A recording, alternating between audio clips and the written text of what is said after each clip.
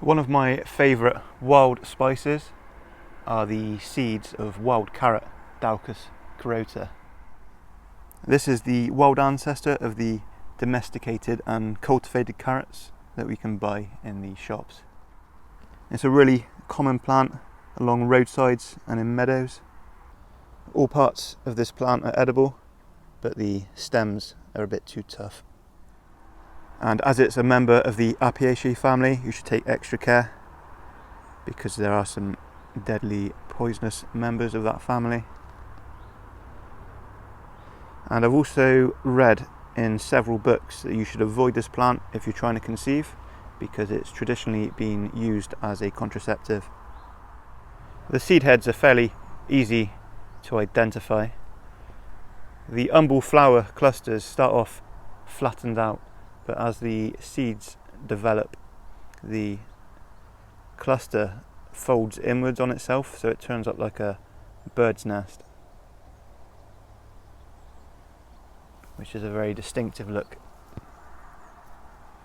And then directly below the seed clusters you get these bracts here, and this is another good identification feature because there are other plants that have these bracts underneath, but wild carrot has 3-pronged bracts. You see how it divides into 3 like a fork. So that is an important ID feature for wild carrot.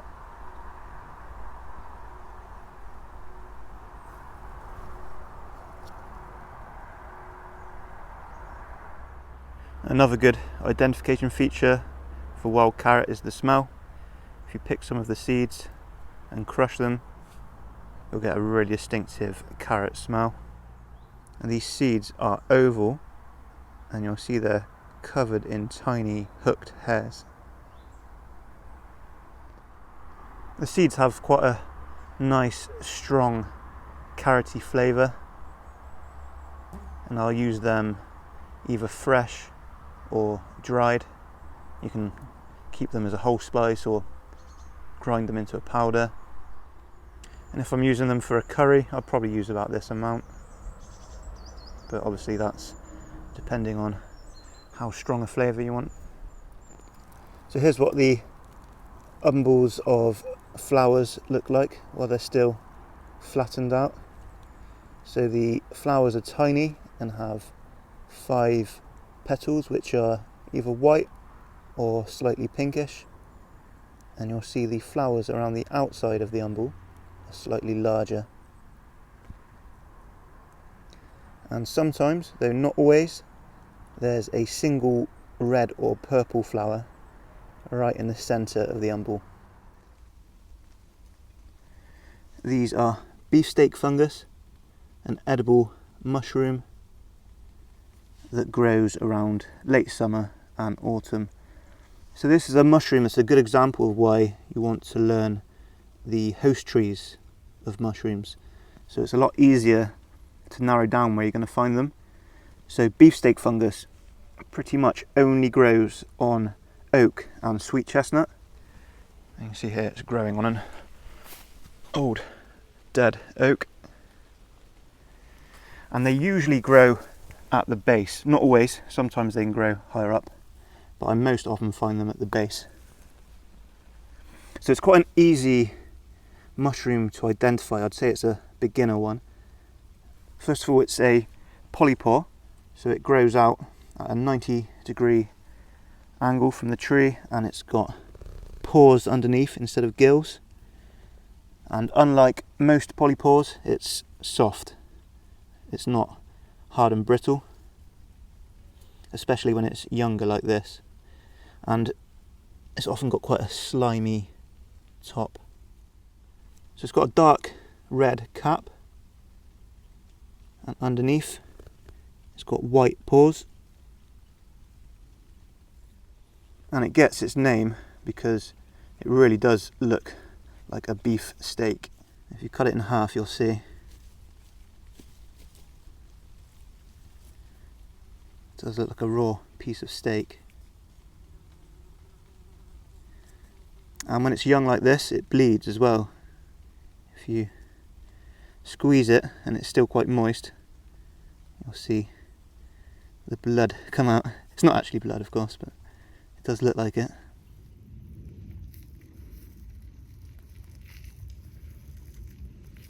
So this doesn't taste like you'd expect. You'd expect it to be quite tough and meaty, but it's actually really soft, and it's got quite a fruity, acidic taste.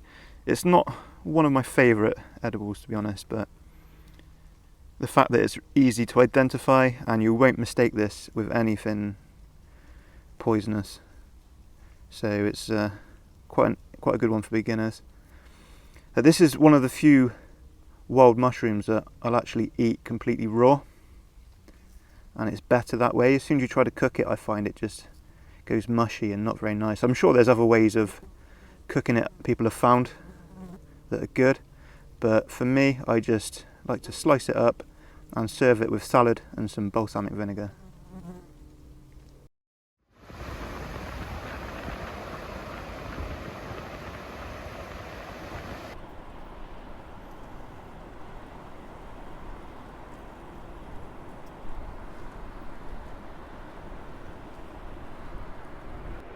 This is sea buckthorn, also known as sea berry, a shrub with edible berries and leaves. It can grow to above 3 meters, and it has dense, stiff branches, and it's very thorny. It's mostly found on the east coast of England, but can be found around other parts of the UK, mostly around the coast, but sometimes inland too. I found some nice big patches of this plant around the Bristol Channel. Check for it among sand dunes, as it's planted to help avoid beach erosion. The plant has got very deep and strong roots, so it helps to keep the sand dunes from being eroded. And it's pretty easy to spot this time of year. The berries really stand out. It's dioecious, so each plant will have either male or female flowers, so only the female plants will have the berries. Its leaves are lanceolate, or long and narrow, and they're a greyish green colour.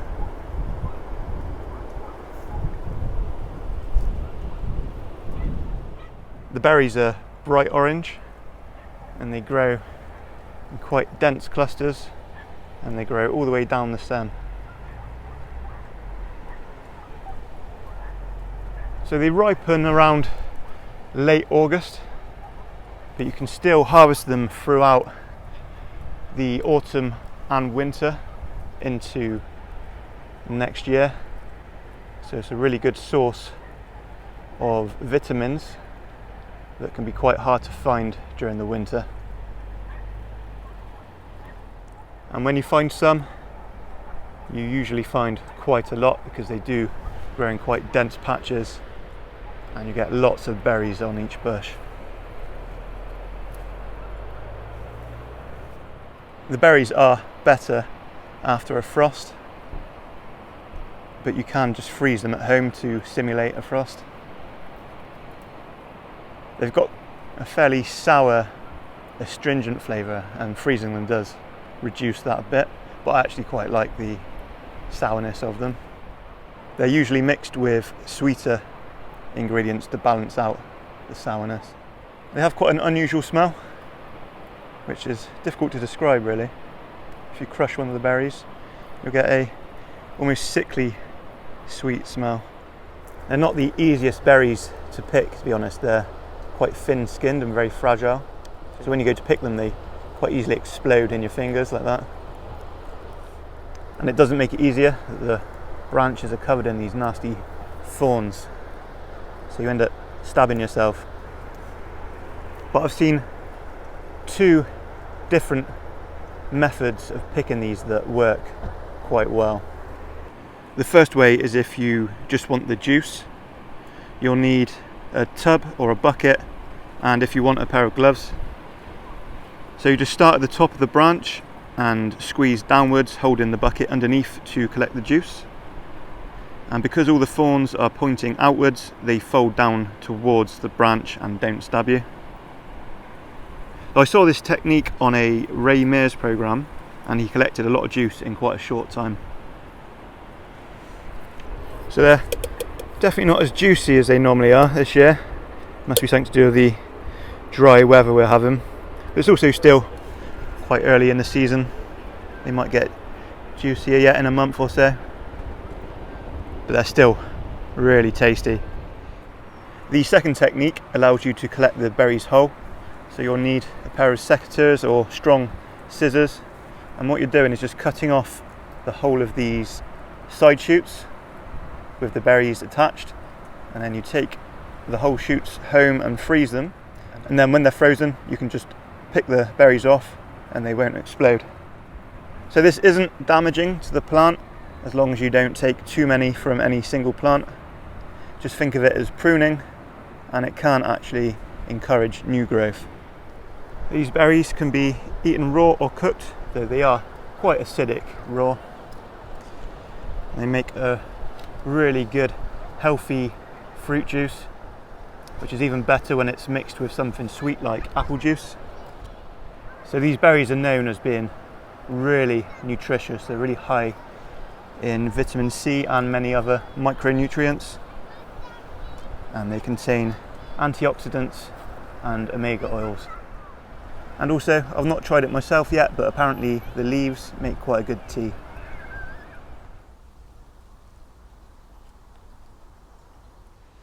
These are damsons, an oval fruit that are very similar to plums,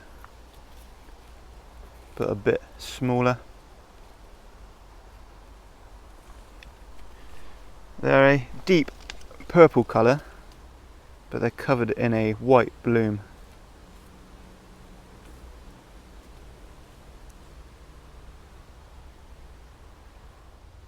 I'm always happy to find a good damson tree this time of year, because damsons are normally very prolific, and each year you get a really good glut of damsons.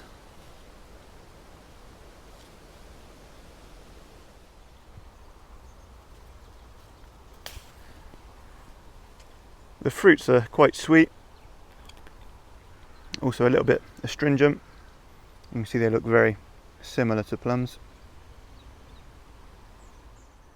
The only things you could really mistake them for are plums or the smaller sloes and bullaces, which are all closely related and all edible. I have done a video on how to tell the difference between sloes, bullaces and damsons, which I'll leave a link in the description of this video.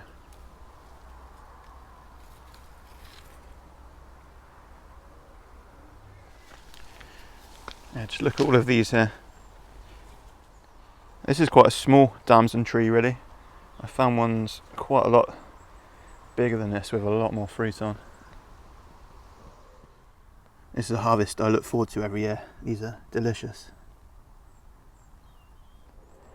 In June we looked at the elderflower. Now in August we can harvest the elderberries. And you want to harvest these when they are perfectly ripe, and you can tell because they go a really dark, deep purple colour, almost black. And you'll see the clusters start to hang downwards from the weight of the berries.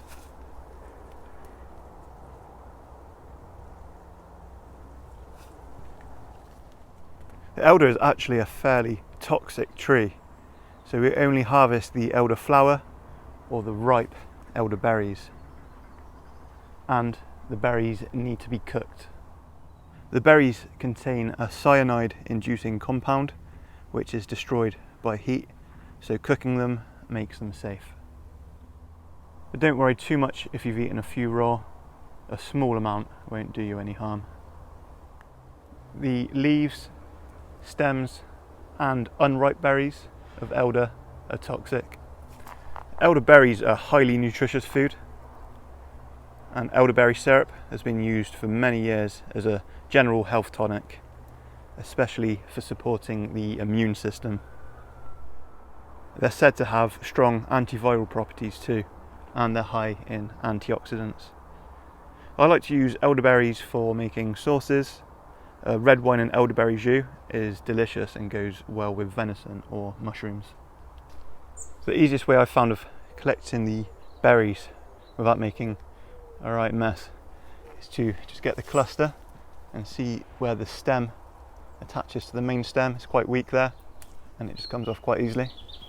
And then you can take the clusters home and then just run a fork through them into a bowl, and that just separates the berries from the stems. As I said before, you want to remove as much of the stems as possible because they are toxic. It doesn't matter if you get a small amount left in there, that won't do you any harm, but remove as much as possible.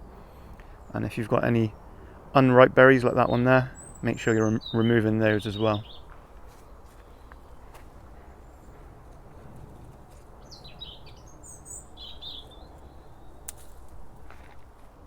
One more use for elder. The leaves are not edible, as I said, but they can be used as an insect repellent.